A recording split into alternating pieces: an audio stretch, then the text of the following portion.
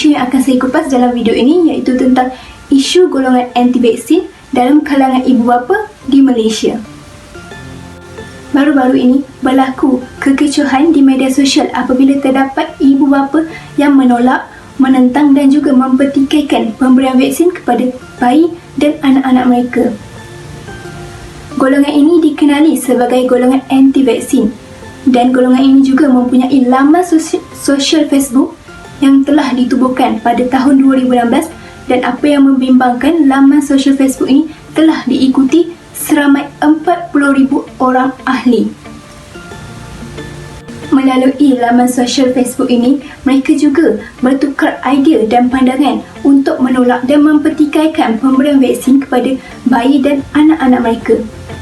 Bukan sahaja rakyat Malaysia yang bimbang akan gerakan anti-vaksin ini, tetapi Kementerian Kesihatan juga bimbang dengan gerakan anti-vaksin ini kerana mereka akan mengganggu usaha Kementerian Kesihatan Malaysia untuk mengawal jangkitan penyakit berjangkit daripada berleluasa.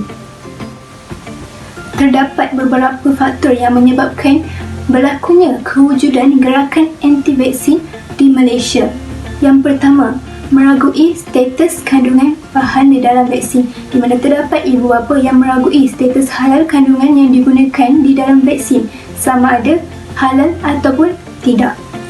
Yang kedua, ibu bapa lebih memilih perubatan lain seperti perubatan alternatif yang didakwa mampu mengambil alih peranan vaksin. Yang ketiga, tidak mendapat informasi atau tidak mahu menerima maklumat dengan tepat dan betul berdasarkan bukti saintifik, di mana mereka lebih percaya pada perkara dasar sahaja dan tidak mahu mengkaji dengan lebih dalam.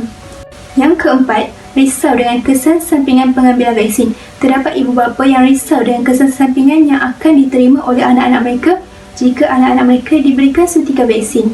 Yang kelima, keraguan terhadap keberkesanan pengambilan vaksin kepada anak-anak mereka.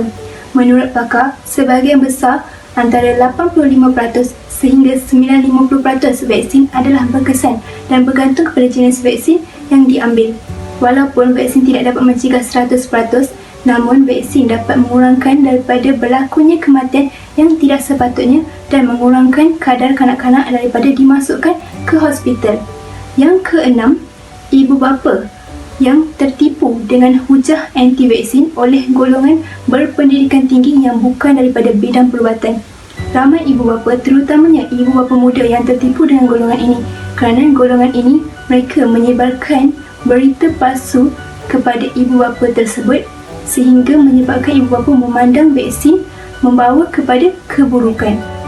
Aras pemikiran yang saya pilih untuk menyelesaikan masalah ini adalah aras pemikiran sintesis, di mana ia adalah penggabungan unsur-unsur atau bahagian-bahagian agar komunikasi lebih tersusun dan berstruktur. Terdapat 3 aspek aras pemikiran sintesis. Yang pertama, menghasilkan bentuk komunikasi yang unik dan menumpukan aspek penyampaian. Sebagai contoh, pihak Kementerian Kesihatan Malaysia memberikan informasi tentang imunisasi dengan hujah yang menarik. Yang kedua, cadangan menghasilkan satu himpunan perlakuan.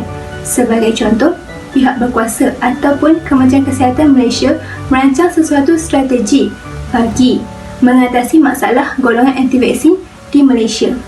Yang ketiga, mengaitkan set perhubungan yang abstrak melalui analisis yang dilakukan. Sebagai contoh, memberikan penjelasan yang lebih jelas tentang imunisasi dengan menggunakan data ataupun statistik yang dikemukakan oleh Kementerian Kesihatan Malaysia. Aplikasi pemikiran yang saya gunakan untuk menyelesaikan masalah ini adalah pemikiran lateral. Ia juga merupakan pemikiran kreatif. Penyelesaian masalah melalui pemikiran lateral adalah dengan menggunakan daya imajinasi sehingga menghasilkan pelbagai pendekatan yang luar biasa. Melalui pemikiran lateral juga dapat menyebabkan pembinaan idea-idea baru, menyelesaikan masalah secara konstruktif dan sentiasa berfikiran alternatif lain. Terdapat beberapa kaedah dalam menyelesaikan masalah gerakan anti-vaksin ini. Yang pertama, meningkatkan program kesedaran masyarakat dengan liputan yang lebih luas seperti media massa, media sosial dan mengadakan seminar. Sasaran utama adalah pengamal perubatan, pemimpin masyarakat dan anggota masyarakat. Yang kedua, menangani kepercayaan dari sudut agama dan saintifik. Pihak JAKIM dan juga pihak Kementerian Kesihatan Malaysia boleh bekerjasama dalam menerangkan tentang vaksinasi dan imunisasi serta menjelaskan tentang keraguan isu halal kandungan bahan yang ada di dalam vaksin. Yang ketiga, memberikan sokongan maklumat yang sahih. Sebagai contoh, pihak Kementerian Kesihatan Malaysia menyediakan fakta-fakta ataupun statistik di dalam laman web portal supaya menjadi rujukan masyarakat.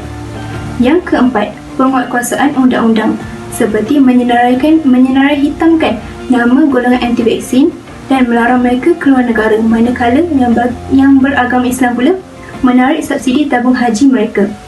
Yang kelima, mewujudkan peruntukan undang-undang untuk mendakwa penyebar berita palsu. Kaedah yang paling utama yang saya gunakan untuk menyelesaikan masalah golongan anti-vaksin ini adalah langkah keempat, iaitu penguatkuasaan undang-undang. Pihak kerajaan boleh menyinarai hitamkan senarai nama golongan anti-vaksin dan melarang mereka keluar negara.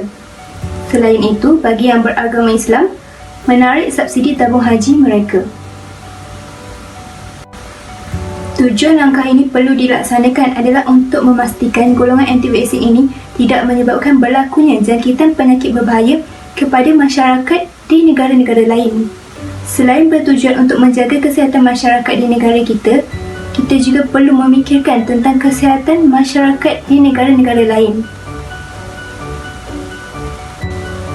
Kita juga tidak mahu negara kita dipandang hina ataupun dipandang rendah oleh negara-negara lain disebabkan mereka yang terlibat dengan gerakan anti-vaksin. Mereka yang terlibat dengan gerakan anti-vaksin ini secara tidak langsung akan menyebabkan jangkitan penyakit berlaku secara berleluasa. Keberkesanan langkah ini masih belum dapat dilihat dengan jelas kerana langkah ini masih belum dilaksanakan oleh kerajaan. Jadi, untuk melihat keberkesanan langkah ini, apa yang perlu dilakukan oleh kerajaan adalah dengan melaksanakan langkah baru ini supaya dapat mengawal ataupun mengatasi golongan anti-vaksin dalam kalangan ibu bapa di Malaysia. Kesimpulannya, selain daripada pihak berwajib, kita sebagai individu dalam masyarakat juga boleh memainkan peranan penting untuk berkongsi dan menyebar maklumat tepat mengenai vaksin. Tahap kesihatan kita, keluarga, masyarakat dan penduduk dunia adalah tanggungjawab kita bersama. Kita bertanggungjawab untuk seluruh umat manusia serta generasi akan datang. Ini kerana tahap kesihatan adalah antara aset individu yang sangat bernilai. Sekian, itu sahaja daripada saya. Terima kasih. Assalamualaikum dan selamat sejahtera.